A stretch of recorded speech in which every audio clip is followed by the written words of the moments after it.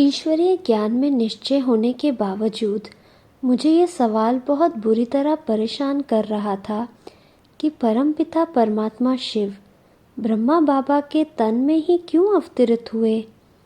कर्नाटक में तो बहुत महात्मा है, त्यागी है, जबकि ब्रह्मा बाबा तो वैष्णव थे। जगत गुरु तो ब्रह्मचारी होता है, फिर ब्रह्मा बाबा तो गृहस्थी थे। गुरु लोग ईश्वर के भगत होते हैं, परंतु ब्रह्मा बाबा तो व्यापारी थे। सन्यासी तो त्यागी तपस्वी होते हैं, जबकि ब्रह्मा बाबा तो परिवार वाले थे।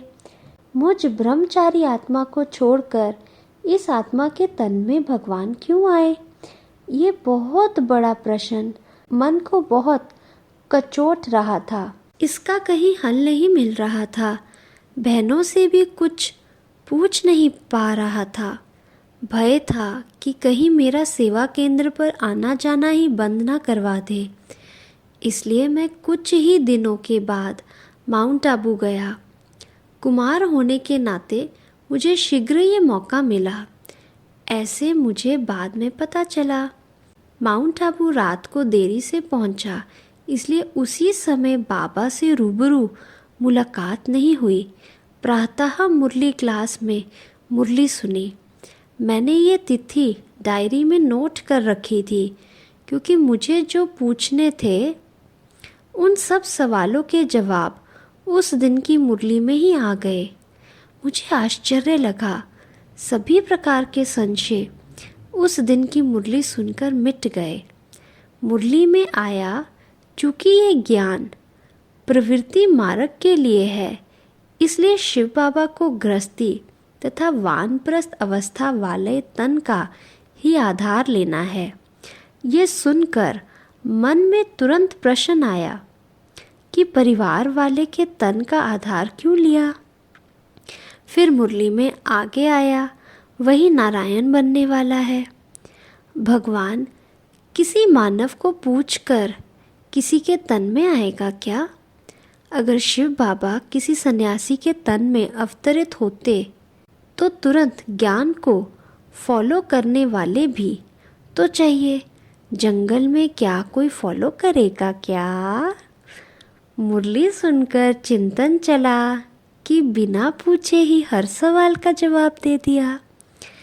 ऐसा काम सिर्फ और सिर्फ भगवान ही कर सकते हैं। आमतौर पर माँ भी ऐसा कर सकती है, लेकिन वो केवल स्वयं के बच्चों के लिए ही कर सकती है, हर एक के लिए नहीं। बाबा के कमरे में बाबा से सम्मुख मिलन हुआ। तब ये सब सवाल और मन की उलझने उन्हें बताई तो परमात्मा शिव के रथ अर्थात ब्रह्मा बाबा भी खुल के दिल से हंसे। ब्रह्मा बाबा ने मुझसे पूछा, क्या चाहिए?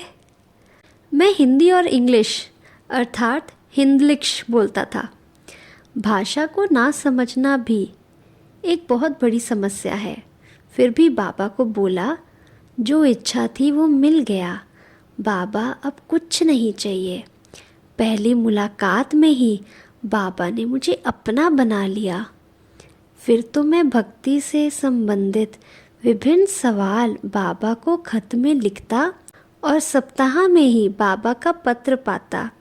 ज्ञान और योग में निश्चय होने के साथ साथ मुझे ब्रह्मा बाबा की कार्य प्रणाली ने बहुत आकर्षित किया। करोड़पति होने के बावजूद बाबा का झट से धन का त्याग, ईश्वर से प्रेम होने के कारण बाबा की तपस्या, ईश्वर के प्रति उनकी लगन, परिवार वाले होते भी पुरानी दुनिया का त्याग, मानवता की सेवा की लगन, बुद्ध गुरु सामाजिक गौरव का त्याग, ये सब बातें बहुत प्रेरणादायक लगी। मैं सोचने लगा, कुमार होने के बावजूद मैं ऐसा क्यों ना बना।